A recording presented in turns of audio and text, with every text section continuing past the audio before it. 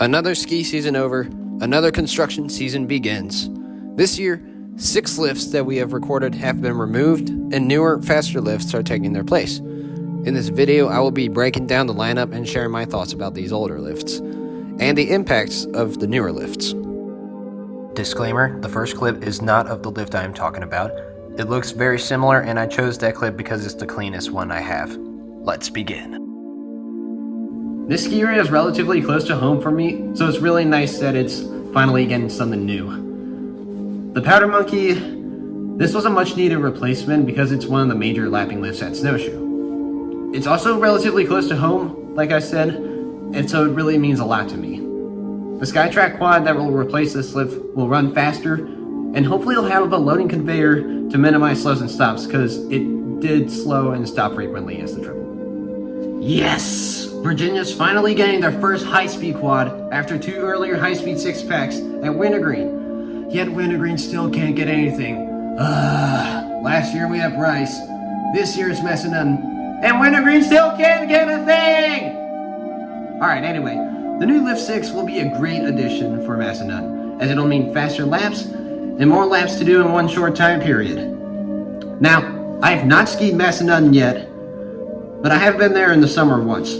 Admittedly, their summer ops are not that efficient. The lifts slowed and stopped frequently, and unlike Bryce, which limits passengers to bikers, everyone is welcome, bikers or not. I recall spending 12 and a half minutes on the ride up the old Chair 6 because of that. So many stops along the way. Now, it may be that I'm used to Bryce's summer operations, but hopefully the new high-speed quad will minimize stops since the chairs will be going slower through the turnaround, giving passengers more time to load and get their bikes up on the carriers. Assuming that they'll use the new lift in the summer. No. This lift is a pile. A steaming pile of garbage, which I am happy it is going to the scrapyard. It was built by Yan, and as we know, Yan detachable grips are notoriously unsafe. Look at the Quicksilver incident that happened at Whistler almost 30 years ago. The grip slipped after a stop, knocking chairs offline, injuring several people, and there were 2 deaths in that!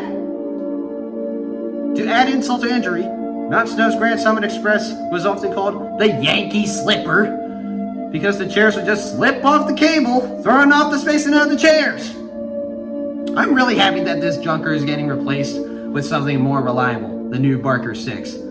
The old lift was loud, jittery, and slow.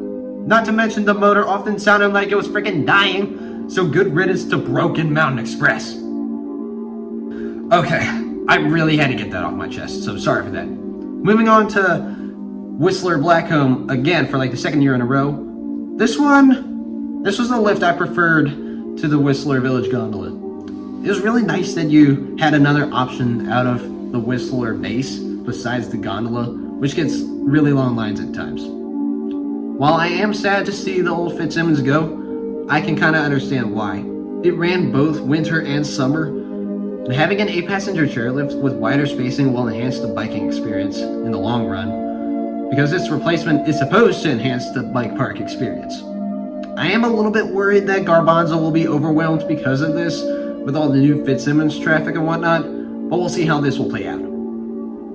Alright, this one, honestly, I'm not super disappointed to see it go. I have a few problems with this lift.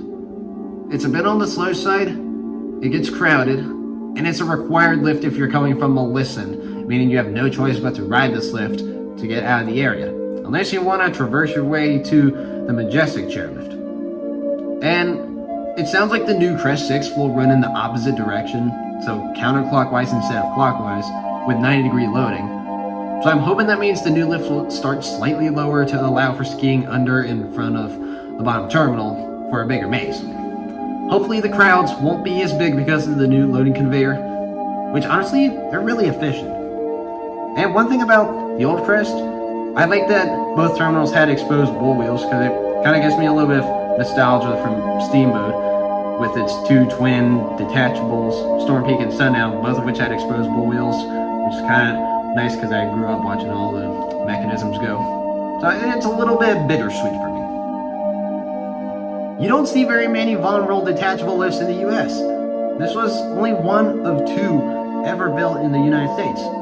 The other one is Silver Mountain's gondola in Idaho. I didn't really like this lift much, but I loved how unique this lift was compared to Solitude's other lifts.